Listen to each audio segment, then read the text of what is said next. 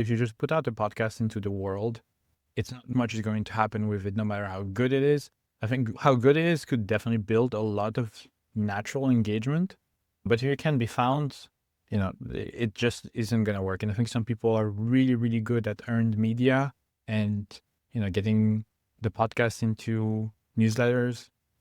I think some people are really, really good at social media.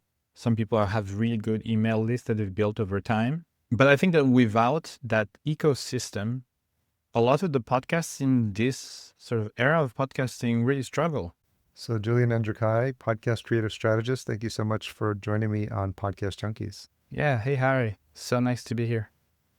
Yeah, we've been trying to get this going for several, probably months now. Yeah. And I think we were initially connected through Andrea Koskaj, recently published her episode. So I appreciate you being patient. I know a lot of times when it comes to podcasting and scheduling and travels and overlapping calendars, things get a little hectic. I completely get it. I think this is a business of understanding and just patience. Yes. Where's home for you?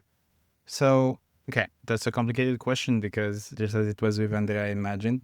I'm originally from Madagascar. I'm from Madagascar, grew up there. Okay. My family's there, and that's a place I call home.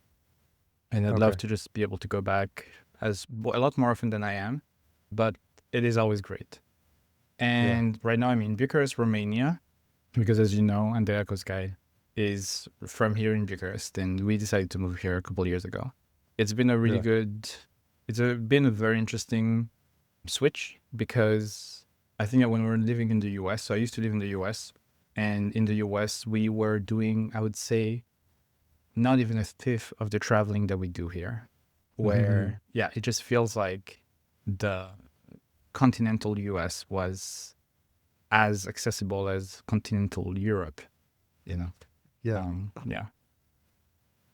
What was it like growing up in Madagascar? I mean, different and interesting.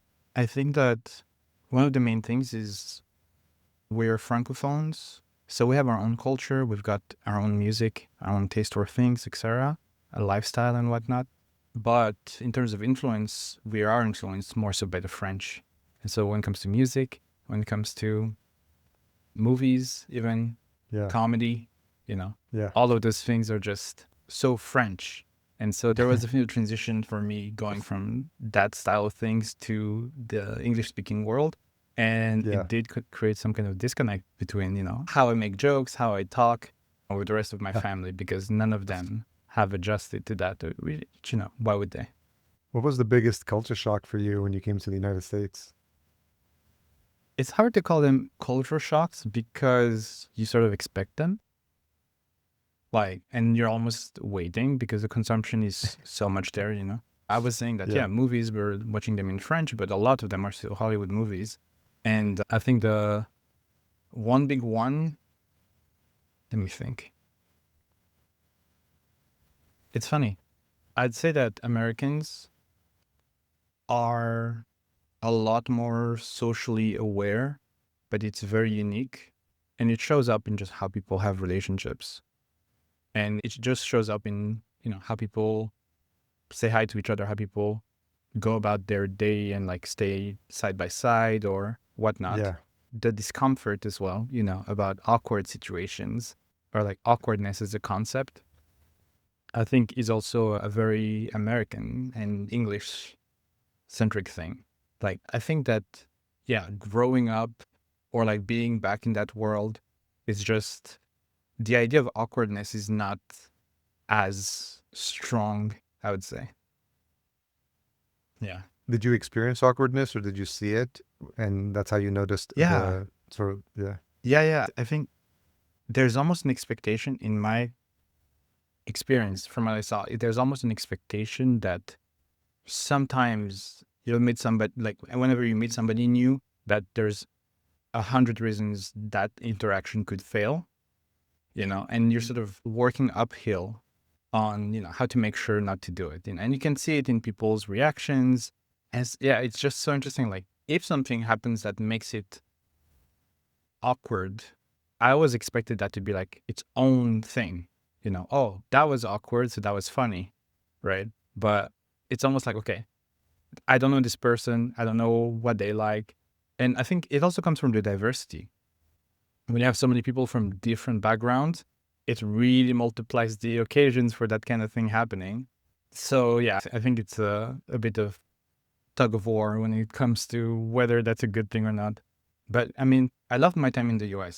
I'd say that Americans are very warm. And, even though I moved, I've really made it a point to be able to keep the connections that I have and to keep these friendships that I built and to keep on making more, actually. So it's very, I'd say, yeah, Europe feels cold if you compare them next to each other. And there is no one US, obviously, because I grew up in New York and I grew up in the city and everything is go, go, go and very aggressive personalities. And, you don't tend to say hi to people in the streets. Everyone's doing their own thing in a bubble. And then I moved to LA for 4 years, sort of like the same vibe, but a different kind of like coastal city vibe. And now I'm in Minnesota, and the Midwest, if you're not familiar with it, is like completely different, like you just experience, because everyone's nice and they, Yeah. it takes 20 minutes to say goodbye to somebody because they call it the Minnesota goodbye. Yeah. Yeah, which is And so similar to what we have. I think this is something that the Midwest, the South have, like these cultural signatures that we also have back in Madagascar, and you'll find all yeah, over the world that just don't yeah, exist. I think it might be like a bigger city thing too, because I was up in Vermont for a while and they do also okay. sort of carry that. Yeah, it's Um, very, and then how did you end up in Romania? yeah, as I told you, so I moved here with Andrea. She's my wife. We're married. I'm Yeah, her husband. And yeah, we basically we had basically been, during the pandemic working remotely anyway. yeah, And I'll tell you a bit more about that later. But from that, there was sort of a comfort that if we moved, we'd be able to just keep doing this. And also, yeah, it's just a delight. The quality of life, I think, is arguably, in some ways, a lot better. And just being close to mm. family, I get to be on the same time zone as my parents and my siblings Oh, and, okay, that's that nice. type of people, because I used to have something like 8 hours and it's just like, yeah, Yeah. every time you get up, they're going to sleep and you just miss their lives. Where did you and Drea meet? We met in China. We met, In yeah, China. we Wow. met at a program in China. We had both gotten scholarships. We obviously didn't know anything about each other. She actually was Wow. there before me. And yeah, it's funny. We always have this story where the first time we met, she's the only one who remembers. And she makes sure to, tell everyone we meet that's the case. Yeah. It's a very funny feeling to be like, oh, obviously I don't remember, but it was my first days in China. Sure, sure. But met there. We stayed in China for 2 years. And I mean, I must say, China still is my favorite country in the world Really? by a pretty healthy margin. Wow. And I think, I Why is mean, that? I got to travel a lot more the past couple of years. Obviously, in Madagascar, you're super isolated. This big island in the middle of the Indian Ocean. But yeah, I guess I got to maybe see, I'd say 15 countries at this point and growing, That's hopefully. nice. There's just something about China has this cultural similarity to where I'm from, where people are super Mm. warm, people are very welcoming, and they're generally so welcoming to foreigners, especially pre-pandemic. I think that things have tightened everywhere after, but Yeah. yeah, it's just so anyone that you would meet would first be surprised that, oh, why are you visiting this part of China if you're not in Shanghai? And then to try and make sure that you have a good experience. Yeah, the culture is so deep. And I think that if it wasn't for this rivalry, I think that the US and China have had, it would just be such a delight between the two Yeah. countries because, yeah, there's just so much beauty there. What were you studying? What was that program? That was actually a baccalaureate program. I was in high school. I did high school twice, which is Wow. just a Okay. funny aside on that. I finished high school in Madagascar before I started this program. Yeah, this program was basically the international baccalaureate at a school called UWC. They have like Okay. 20 schools in the world. It's just, yeah, basically it's an UN style incubator where you get people from Mm. hundreds of countries to just Wow. live together for a couple of years and study. Yeah. So, sounds like an amazing experience. I can definitely attest to mine being great. I heard people have like terrible stories after I left because of the pandemic. Oh Um, yeah. But I think, yeah, it has its ups and downs, I have to say. I think that there is a status quo element to it where you have the expectations of how, how a relationship between people from different countries is supposed to be, how dialogue, negotiations, etc. are supposed to be, and that you have to follow. And I think at the time you don't necessarily realize, but then when you look back, it's a different story. I think it's so important. And, just speaking from experience, I've been to several countries and I'm Latino myself, but, there's this expanded worldview that most people don't have, and especially a lot of Americans. And I think having this cross-cultural experience, seeing how how different cultures react to each other, I think it sort of gives you this perspective, this global world perspective that I think is important nowadays because we're so connected now digitally. Like we're having this conversation, you and I, across the ocean. And it's so interesting that this wasn't a world that, we were all connected, what was happening like 20, 30 years ago. And so now that it is, we're meeting different cultures. We're seeing how different people were raised in different countries. And I think personally that perspective is important. And so it's nice to see how much of a broad, experience you've had with different cultures. Yeah. I mean, two things about that. One, like, it really shocks me how little Americans travel outside of the US. I mean, I get it. There's so much to see within the US. Sure. I haven't been to New Orleans. I haven't been to a lot of the Midwest. There's so much beauty, I've been to like some of the big cities, but that's it. Yeah. And so I completely get it. Also, to what you were saying, I think there's so much to get, and there's so much to get in different realms, like culture. I think music is a huge one. I think music, and this is something like from months ago, a couple months ago almost, when I wanted to talk to you, was like, because I saw that you used to, in your long career, complex career, also be a DJ, right? Yes. And I was like, oh, that's so cool, because I used to really love music production as well before I got into podcasting, and it was sort of a ping pong thing. I went from music production as a passion and hobby to like film and video, and now like ping ponging back to audio. But I think just music has always sort of felt borderless in terms of like what you can take inspiration from, what you can explore. Sure. I did see online that you've got a couple of remixes still out. Well, just for fun, because we can do whatever we want on this show. That's my DJ equipment and my vinyl. Oh, very nice. I got the turntables set up already, so it's always there, and it's always like it's never far away from me, and it's my passion. I would say it's my first passion because I started when I was 16, and I still do it. So I still have to, and I have to learn new technologies because I had to move from vinyl to digital and record box and playing from USBs because that's what DJs do now. Yeah. So you have to it keeps you sharp, but actually DJing was my introduction to podcasting because I was working on a mobile app for the DJ culture, and then I wanted to start a podcast to promote the mobile app back in like 2013.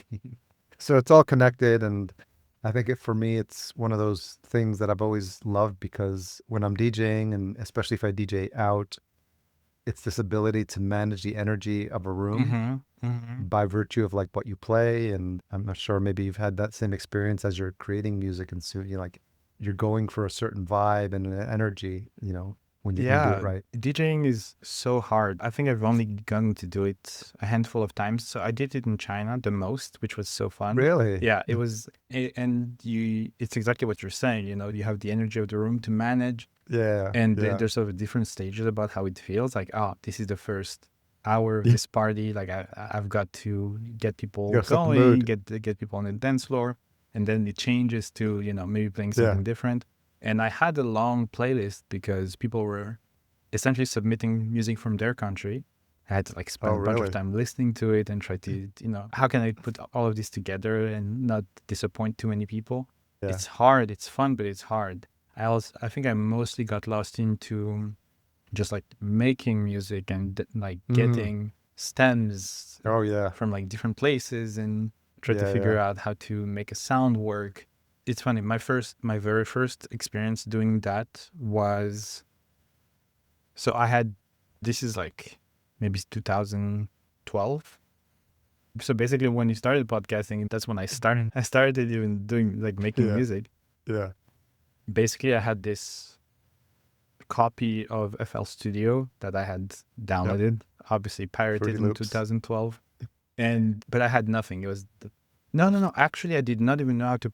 I didn't really know how to pirate that at the time. It was the trial version, and I think I played around with the trial version for a long time. But the reason why I'm telling you this is because of that stems comment. The first stem I had, I was like, okay, I can use this piano. That's the basic one, but it sounds so bad. So let me grab one. So I think I grabbed the first note in Diamonds by Rihanna, and I just turned that into like its own sample. And I think I ended up remaking a David Guetta song by mistake. And I was just like, what the hell just happened, you know? Because I went through the entire process. The song was done. And I was so happy about it. And I was like, wow, I'm a genius. You know, this is my first song. I'm a genius. And then I play it for people and they're like, I've heard this before. Yeah. Well, it's interesting. Like sometimes they call them happy accidents. I've been in a session where I try something and it didn't work. And then I accidentally loop a piece of a stem or a song. And I'm like, oh, wait, I have a bass line that just appeared out of nowhere. You just have to go with it, you know? Yeah. And it's interesting because in production, like it's never done because you'll never feel like this production is complete. I can tie a bow around it. You just have to decide at some point, and we could probably bring this back at some point to podcasting, but you have to agree that like it's done for now, you know, and you have to be okay with that. Yeah. I think it made it especially hard as you're learning because that was a lot of my time. I think I felt very confident in my skills as production and DJing only the last couple of years before I just, you know, stopped and switched to something else. As you're learning, it's so hard because you're like, okay, my ear can hear that this isn't perfect. My skills are not there yet. And there you have that gap, right? Of like, I know something's wrong. I have no idea how to fix it, but you just have to get on with it, you know, go on to the next challenge. It doesn't matter how many times you like keep on beating at this horse. It's not going to come. Yeah. Well, it's interesting because, you know, starting to meld in what's happening now with podcasting and some of these tools, these AI tools. I don't know if you've been playing around with Descript and the vibe coding and the vibe editing that they're doing now. It's still a little janky. It's still beta for sure because I've asked it to do basic things like put this background there, and it's just like it takes like 20 minutes and it's still something that would probably take me a minute. But as I was working out this morning and I was like, oh, wait, what if like some of these audio production tools like Ableton, they let you start doing vibe production? I know in my mind, I know in my mind, like I've been in a party and I'm like, oh my God, I have the bass line in my head and I have this loop and I kind of like, I am like, I can make a track in my mind. And I think hopefully, I think they could be seeing what's happening, like, you know, these Pro Tools, the Ableton. If they watch what's happening on the AI and the vibe coding side and the vibe, you know, editing, it could be a point where you could just describe what you want. I want a bass line and I want some of the synths to come in right now. And so hopefully that's coming soon. Okay. You got me started with that. So where do I even start? That's such a good topic. I'll bring it back to podcasting and it'll make sense. Yeah, of course. First of all, the world of like music and production and DJing is so rich because of VSTs, I feel. And just, you know, just plugins, like everyone has a plugin. Every big artist has a plugin. Small companies have them and they can do so much, you know, like the bass program, like you just said, Pro Tools doesn't need to build something like that because there's probably a plugin out there that does that, right? And of course, it's on them to maybe harmonize everything and do something that works out of the box, which would help a lot.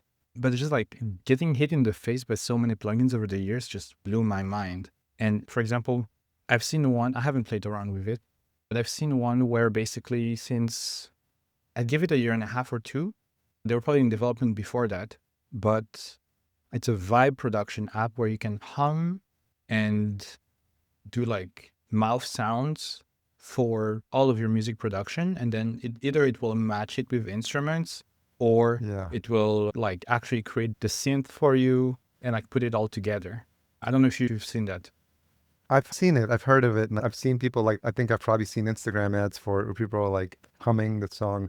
Does it do like multiple tracks or can you just kind of is it trying to do one song in one take or something? I think it does it by track. And like what I saw that was really cool is that it's not just because I think a few years ago, there was like one that was like a MIDI thing where you could hum it and then it would see where the loudest parts are. And then you would like put a note there, right? But that's like the old style of doing it.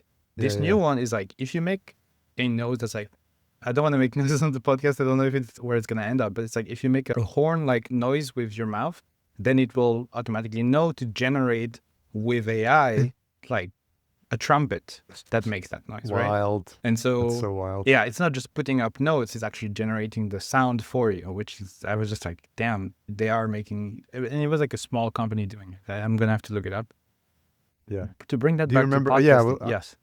yeah. Bring it back to podcasting. Yeah, to bring that up to podcasting, I really admire what, so Descript, I think, really has put themselves in a really good position because they're like a very new, still, 5 to Yeah. 7 years old company, very young, and they have this infrastructure that can move fast, even though they've built Yeah. it out, and they've built it like web first, et cetera, et cetera. So I can really see like how much they're able to move through these new changes. And they're just getting it out there. Like, oh, here's a product that is not ready at all, but like go and test it out and we'll use the data to train it and get better, which Yeah. a lot of the other companies just cannot do with their customers. And I've played with it, as you said, as well. And yeah, it's pretty dumb, I would say. It's not very capable at the moment. And I think there's a real challenge because most podcasts are pretty long. I think that to me, that's been one of the hardest things. Like one of the first things I had to sort of start switching to doing is when I ask to do something, to only do it for a portion of the episode. And then, so I'll be like, yeah, only do it. If it's like a 1 hour episode, I'll be like, okay, only do it for the first 20 minutes. And then once it's done and it's like, okay, you did a decent job, then move on to the next. Yeah. And it sort of How's that working? It's working pretty well. I think it's working Okay. better than if you just try it out the gate. And also having to keep like refreshing the chat. Like I don't trust it to do 2 things in a row. It's like, do this one thing. I made the mistake. Yeah, do this one thing, bye, and then just start over with something fresh. Yeah, what else have you been using? Well, I'm in a bit of a vibe coding rabbit hole right now because not related to podcasting. Well, kind of related to podcasting. So I'm working on a podcast directory. It's been 5 years and I started it in like Airtable and I went to Webflow and then I had someone help me move it to Bubble. And then I was paying a developer on Fiverr to maintain it. It's been like a 4 or 5 year journey. And then I realized it's not my vision. It's not what I want. Yeah. And then I started to see some of these vibe coding tools like Bolt and Replit, and they could very quickly get you a website, but the coding is crap. It's like spaghetti code. It's not even good. So then I had to go down and figure out who's the best for coding, and it's Claude, and then it's Claude Code, which sits in the terminal, and I had to get it to the terminal, and now so basically now I'm trying to get it finished, the next version for Podcast Movement, which is in a week. And so I got to get it finished. I'm close because I wanted to like debut the new version, but it's been interesting because it's like speaking to someone like who's very, it's almost like autistic, like programmer, like they know what to do, but they don't understand the concept of like the big picture of all the moving parts. They're like, oh, and they're very agreeable and sycophantic. Like, oh, of course, Julian, I'm so sorry about that. I'll fix that right away. Yeah. Like, stop talking like this. Just do the work. So when it comes to Descript, it's like I have to be conscious in this. I'm glad I'm playing with all these AI tools because I understand the limitations of what you can and can't do. But I think it is important to test because I feel like that's where we're moving towards, all these things happening. And like when ChatGPT first hit the scene, like, a couple of years ago, I said the biggest skill humans are going to have to learn is how to talk to robots. Yeah. And I think that's what we're seeing. And whether the robot is like an AI tool or a design tool, or these interfaces are just we're seeing rough cuts right now. Yeah. And people are playing with these rough cuts and they're very like they're throwing it out. Like it's not going to work. Our podcasters like, no, I tried it, didn't work. Like you have to keep trying it because it's just going to keep getting better, And I think I know you like playing with some automationist tool as well. We can get into some of that, what your workflow looks like. But like, I think it's important to be continuously pushing the boundaries of what you can do because it's going to give you a leg up in terms of skill sets and how much you can handle from a production perspective and how much faster you can work. Yeah, I completely agree with what you said. And like recently, one thing I've thought that's very similar that came to my mind as I was playing around with these is that actually 2 years ago, ChatGPT comes out, writers were in shambles. It's coming for their job. It ended up coming from all of our jobs. But at this point, I'm also thinking that writers are actually the best prompt engineers and the best context engineers and the best people to be able to, think about how these tools work and be able to give them the best instructions possible. And so companies should be looking into hiring writers specifically for that. I'm aware that there's the irony of training your own replacement thing going on. And I don't know exactly what the solution there is, but I think that when it comes to AI, I agree with you. I think that we live in a world where the people who are using any of these tools for exploitation are going to do it as much as they can with AI. They might be funding it. They might be, at any stage in it, but it doesn't look like it's something that's going away or that regulation is keeping up with. And there's actually a lot of things that are exciting about it. One of the things I've been saying is that, especially for podcasting, but this I think is true for everything, is that AI should be used for your workflows and anything that you can automate as opposed to for your creativity. I think one of the things that I'm happy about over the last year is that I've been able to be so much more creative with the people I make podcasts for. I'm able to be more present. I'm able to just think about, okay, how can we treat this moving piece a little bit, as opposed to just, sending a full meeting agenda that I spend a bunch of time typing up or meeting notes or anything like that. There's just a lot of things that are helpful with it, I think. So I would say segue, but we kind of moving all over the map here. But talk to me about how, you had this background in editing, which led to video editing. And how did you start to enter the world of podcasting? Yeah, definitely. So my entrance in the world of podcasting is a freelancing one, as it happens. I started freelancing in 2019, and I did random stuff at the start. I started getting into editing, things like courses for people, video editing. And then I got into doing an audiobook, editing an audiobook for someone, which was just this very large project. And that one transitioned into a podcast, actually. And this is my longest running show. Okay. Yeah, I posted. So the audiobook translated into a podcast? So it's from the same person. The same person that released the book wanted to start a podcast. Her name is Betsy Burris. She's a teacher, psycho coach.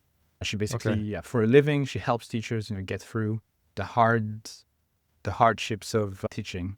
I'll be right back. So I was talking about Teaching for Emotions. So the name of the podcast is Teaching for Emotions. It's a great podcast. And I've been working on it for, the past almost 5 years now. And it's just, I started off just being the audio editor for it, just like I was on the audiobook. And so, I was just, getting these tapes. I was cutting them. I was doing some light, mixing on them, and then I would send it back as an episode.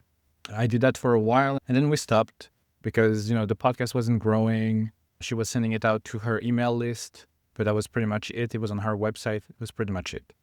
And I think this was last year, actually, where she came. I think I approached her, and she was like, actually, I've been thinking about doing the podcast again, and we restarted. And we started season 2. We did a bunch of things. We went to our mutual friends at Think Media for podcast therapy. And we just brainstormed a bunch of things. We did a rebrand. We reworked all of the copy. Wow. And we got season 2 out, and the show definitely started growing a lot more than it did before. And last week, which is why this is so fresh, it won an award at the Women Who Podcast Awards. So it won the best thought-provoking podcast, I think it was. And it was just very nice, and it also won it was nominated at Earworthy for best teaching podcast, which was that's super nice. Okay. So just to see that kind of growth and the sort of evolution in the podcast over a long time, especially when you don't have your own podcast like me, it was great. But in between, I did work my career in podcasting really started to cement itself when I was hired at the YBCA in San Francisco. Museum there. I was hired as their. My official title was podcasting assistant, but I was essentially the sole podcaster in their marketing team. And I had to I was acting as executive producer for 2 shows for this. And this was 2021 to 2022. So like peak pandemic. And they were just like, yeah, let's get these shows out with artists. We were like with artists from all over the country, all over the US, people from Alaska, people from California, people from the South. And it was just so nice to work on something that felt like it had so many stakes. And after I did that, I was like, wow, that was crazy, to be hired as a podcasting assistant and end up basically overseeing things like guesting and editing and mixing and hiring other people to do the job. I was like, this is actually kind of fun, even when it's exhilarating and stressful. Yeah. So let's Yeah. keep doing that. So then I applied and worked at a podcasting agency in Atlanta called Frequency Media. Okay. Worked there about 1.5 years, I think. Was that a remote job? Yes, it was. So I was in California and I was working Okay. in Atlanta, yeah. And but this was really nice. So they hired me as a creative strategist. And really what my job was, it was twofold. It was, contributing to the strategy of the podcast when it comes to production and especially visuals, and also executing visuals, doing things like branding, doing things like video editing. And I was like, yeah, this is great for me. I really enjoyed my time there, and we did some very interesting podcasts for some large brands. Yeah, got to work on podcasts. It's like in those situations, I think your role sort of is small just because the organization is so big. And the creative control is something that you have a little less of. You can sort of wiggle your way through certain things, but there has been situations where it was like, oh, damn it, like I spent so much time on this and you're telling me you're just going to go internal and you don't care. Yeah. Okay, fine. Yeah. But yeah, like I got to do some podcasts for brands like Coca-Cola, for TurboTax, for like another museum, ICA Miami, which were all like really, really great to work on. So when you think about the journey and think about the experience you've had working on the variety of different shows, a lot of branded shows, it sounds like, but obviously shows with, the show you've been working on for 5 years, there's varying successes, I'm sure, and varying ways to measure success because as, podcasters, when they first get started, the first thing they're looking at is refreshing their downloads. They're like every day, like, what's happening? And then the realization after you look at the Buzzsprout stats page, you're like, oh, if you get 30 downloads, you're actually doing okay. Like you get 100 downloads, you're doing better than like half of all the shows. Yeah, surprisingly. So, which is interesting and probably sobering for some podcasters. But when you think of the brands that you work with, how do you manage and how do you, realistically explain to a company what the expectation should be? And also, how do you measure? Because sometimes success for a company could be, we got a client. So, you don't need a lot of downloads. Or visibility, we need to get to the tens of thousands, to make it worthwhile for sponsors and all that. So how do you think about those? In a lot of the podcasts I was a part of, typically, growing the show to a size where you would have sponsors was not really part of the deal. This was definitely more important when it came to smaller shows, independent shows. That's definitely the way to go about it. These bigger shows were sort of banking more on their like brand and their email lists, their existing connections to actually grow the show, out of that. And I've got some things to say about that strategy, but I think there was some comfort in that they were saying, okay, the reach will be okay anyway because of the brand. And maybe this is going to be, I think a lot of the important metrics that they were measuring was how the relationship with their employees and their audience for their products was evolving. So if it brought their audience closer to them and it built this sense of, thought leadership, this sense of, I want to say confiance, which is the French word. This sense of, I really don't have it now. It doesn't matter. Trust, yeah. And so basically, I think there was a lot of that.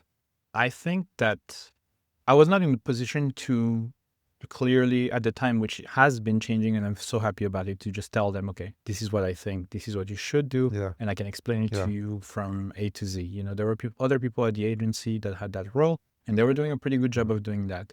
Okay.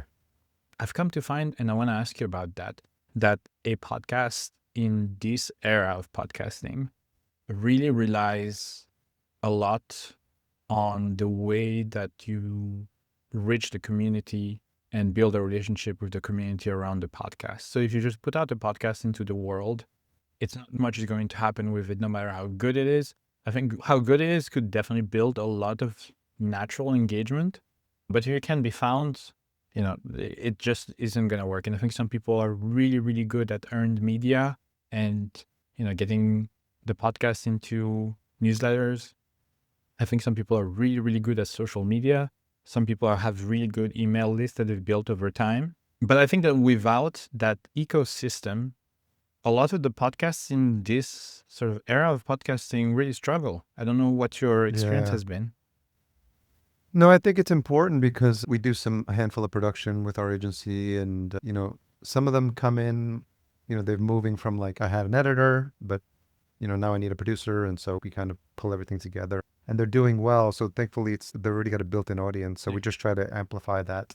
But it's challenging, like you said, because when you look at, especially when you see the merge of what's happening with the audio and the video, there's things that we can do, and there's if you want to call them a tactic or something for growing visibility on YouTube, and whether that results in the bigger picture, because now when we do metrics, we have to include, here's what's happening in your podcast host, here's what your followers are doing on Spotify, here's what your followers are doing on Apple, here's how many subscribers you have on YouTube, here's how many views your video is getting, and you have to paint the whole picture. And I think one of the agencies recently did they have to educate also podcasters into what's the difference between a view and a stream. Is a view like a stream? Is a stream like a download? Yeah. It's all this terminology that's very confusing for folks. And I think, back in the days when Apple was automatically downloading the audio, people were like, look, the numbers went up, and whether they got played or whether anyone was listening to that, no one's really caring. Just like, give me the number that the sponsor wants to see so that I can justify the CPM and get paid. So it's a very complicated landscape right now. But I think that's why I like staying in the realm of like business owners who I can help them. Let's have a lead magnet. Let's have a call to action. Let's drive people to an email list. So let's get them to something like an office hours, something tangible, right? Yeah. Because I'm realistic with them. Like the CPM model works for like, when you get to the 50,000, 100,000, 500,000, millions, and then the math makes sense. But prior to that, like you'll need a different model. And that's why, I created a second show that was super niche driven, that vertical farming podcast I think I mentioned to you, which generated over 100,000 in revenue. But I thought about it from a marketer's perspective because I used to work at E-Trade, and you think about a marketing department, they have spend, they want to spend it. Where do they want to spend it? Where it's going to get results. Niche show. I know what the audience is going to be. And so, how much of this do you talk about now as you start to work with clients and building shows in the planning phase? I'm sure there's a part of the conversation that comes up is like, what's my downloads going to be? Or can you help with marketing? Actually, I was very surprised because, this year specifically, it definitely seems like a lot of the people who are serious about starting a podcast, maybe it's their second podcast, have gone through what you just said. They're like, yeah, my last podcast, I was coming in with all the downloads. I talked to a couple of people and I had the exact conversation. I get it. It's not about the download because it hasn't been as hard. I remember during the pandemic, having to explain and have that conversation over and over with every single lead, every single people that I was like, yeah, it would be really great to do a podcast together. Really not as much anymore. I think that people also in this world of like every podcaster is a content creator have stepped back from the idea of the download or the view and stepped up to maybe something like engagement. And so if they know that they can get some engagement through it, whether that's comments, whether that's people going to their email list and sending them messages, things like that, they're a lot more excited about that because in their minds that then can lead to something more concrete than just views and downloads. But yeah, it's interesting what you're saying. Yeah, in the work we're doing, the people that I've been talking to have been, and it's so funny, most of them are in the US, but I've got a couple of people I've talked to here in Europe, in Australia. I think a lot of people I talk to are no longer first-time podcasters. Even if they're like a business owner, even if if they haven't done a podcast, they've tried YouTube. If they haven't tried YouTube, they have a newsletter that they've been growing. And so just by being in that world, I think that, the expectations have evolved a little bit. And so talk to me, bring us to present day, what are you currently working on? Yeah, so basically Andrea and I, We started Podvision, our production agency, last year, as I told you. And we're working, full steam ahead on a few shows, which is super exciting. We had some really great conversations, and we're having some this summer that, may or might not pan out to fill up our time in the fall. So it's exciting, and it's good to see sort of the breadth of experiences that we had that allows us to have different conversations with people from like museums. I think there was this thing, this might have been my experience, but during the pandemic, early pandemic, museums and big companies were very excited. They got a little more frigid in 2023 when things, didn't pan out for a lot of them. And maybe some of them are starting to come back to the table with whatever lessons they took at the time now. But the other thing I'm working on is a thing I call it the podcaster's toolkit at this point.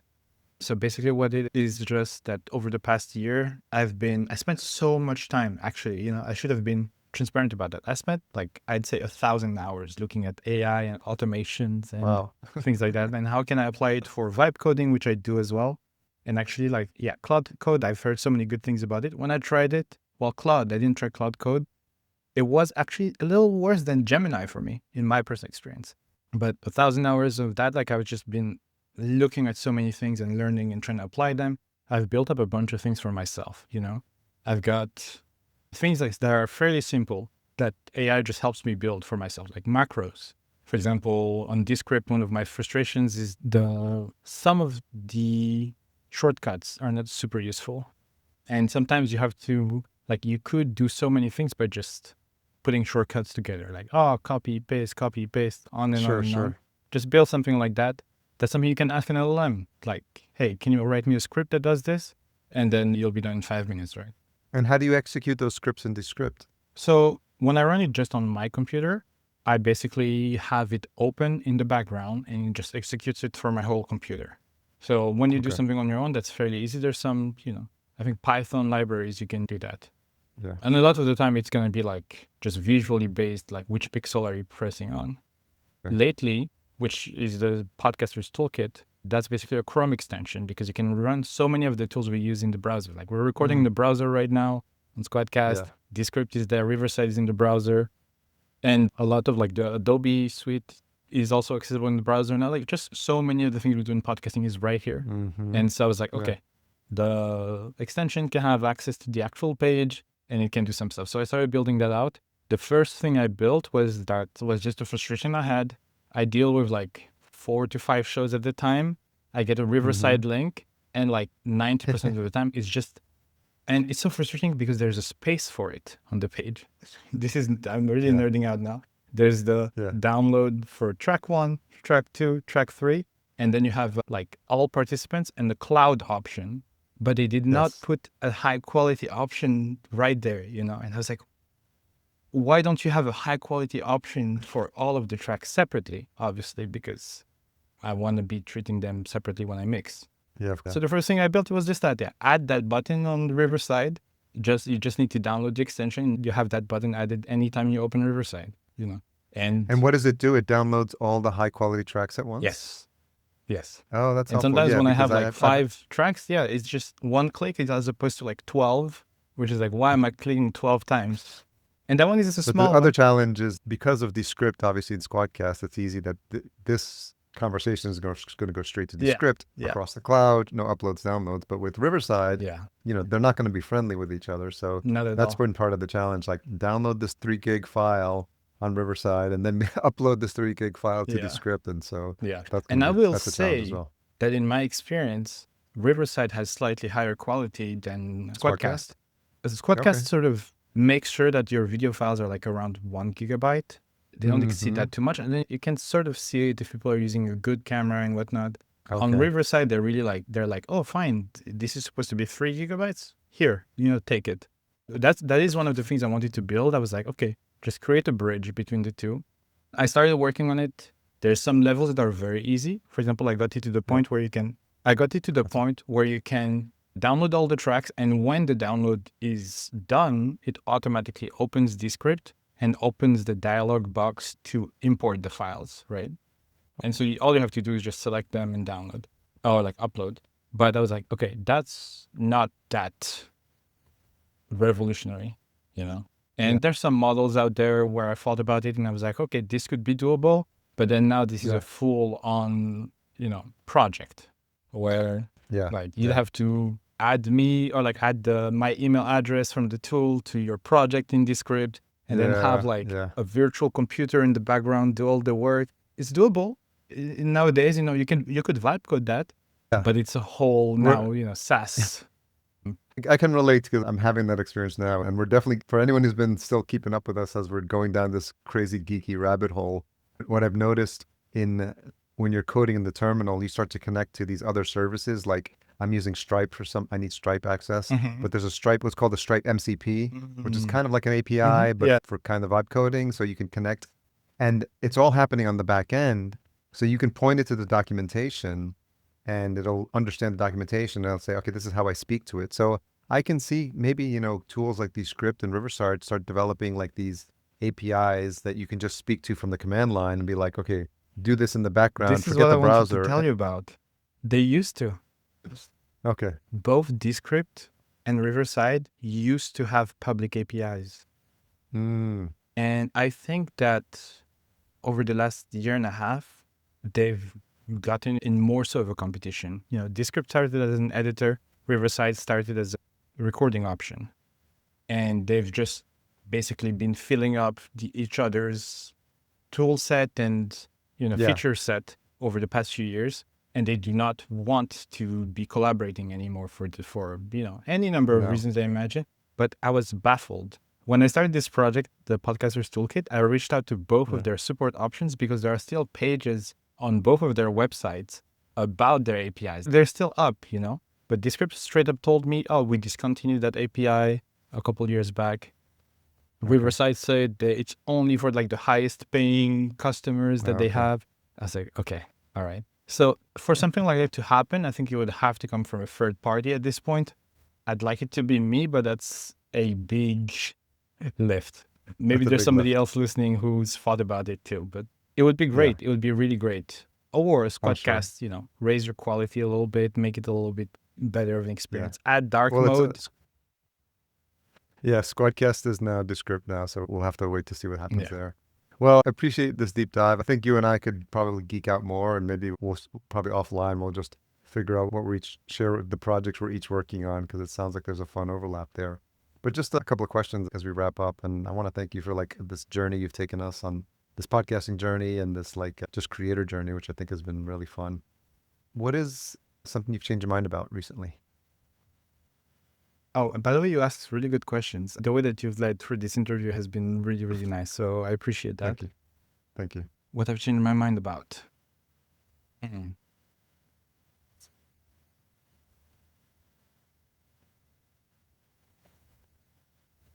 I don't know. I think that, so I've always been sort of all over the place in terms of like what I like to do and what I like to apply my skills to. And Yeah. there has always been this idea that you become a jack of all trades, well, sure, you're a fine designer and you're a fine video editor, but you're never going to be the best at anything. And Sure. so one of the biggest things I had to do during the pandemic was just like, okay, figure out something I'm going to anchor myself in. Right. And part sort of the reasons for that, I mean, so out of that sort of came the podcasting aspect. I was like, okay, I'm going to go all in on podcasting. I've got all of these other things I love, but they'll come by here and there. And I think that all of this exploration has definitely brought me back to the point where I think in the environments we are right now with podcasting, but I think also just with the industries we are in, is that everyone is almost asked to become a jack of all trades.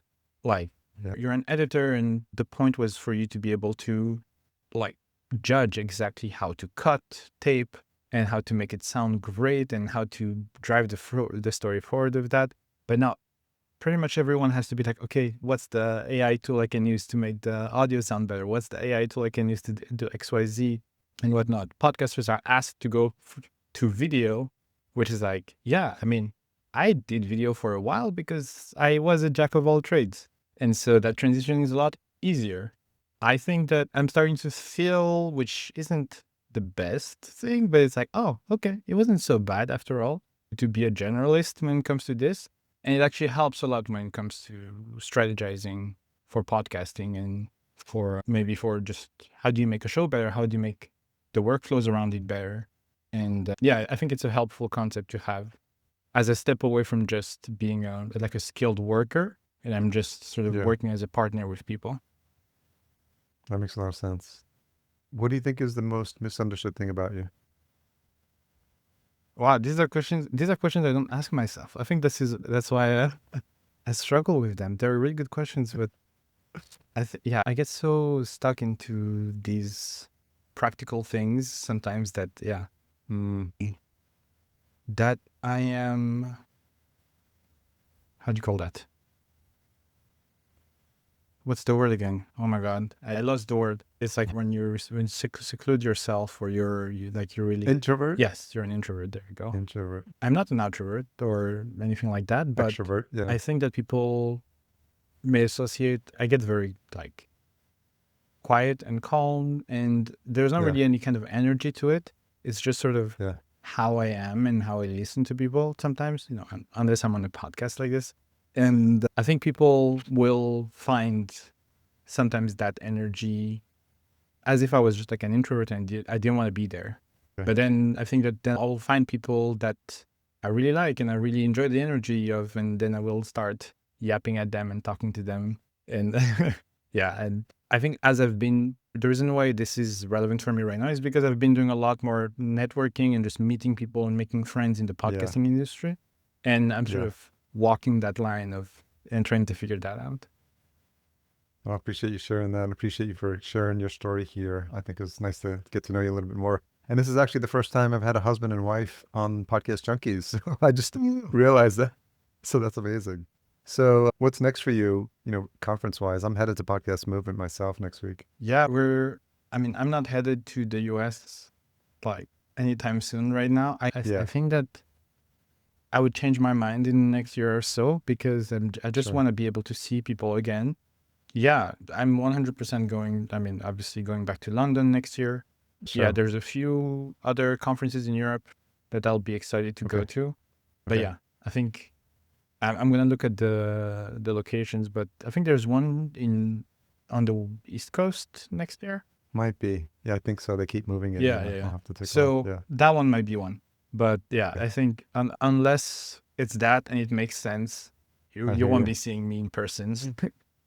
It's an expensive hobby to be sure, and it has to have a business case if you're you're making the investment to go. So I'm very conscious of that. But the podcast show, since it started, has been on my list. So hopefully next year I'm going to try to get out there. I know a lot of the people that go and that I want to see that are in the UK. So the podcast show was amazing. It was really I keep hearing really great things. Yeah. So where should folks reach out to you, and how do they reach out to you if they want to connect with you? Yes, please reach out to me on LinkedIn. Somewhat active there, and you'll be able to see what I do. And send me your podcast. Send me your podcast cover arts. I'm here to take a look at them, give you some feedback. I'll keep it honest. Okay. If you've got an idea for a podcast, just share it with me. I'll be very happy to talk to you about it. If you want a little bit more information about the Podcasters Toolkit, you'll find them on our website. So it's going to be podvision/Podcasters Toolkit. So I'll send you a link after this. But apart from that, that is essentially where you'll find me. Apart from that, I'm just not active at all on social media. That's more than enough. Yeah. Well, thanks again for your time, Julian. I really appreciate it. Thanks so much, and Harry. enjoy this conversation. And we'll have all this, the links in the show notes as well. I appreciate it. It was great seeing you.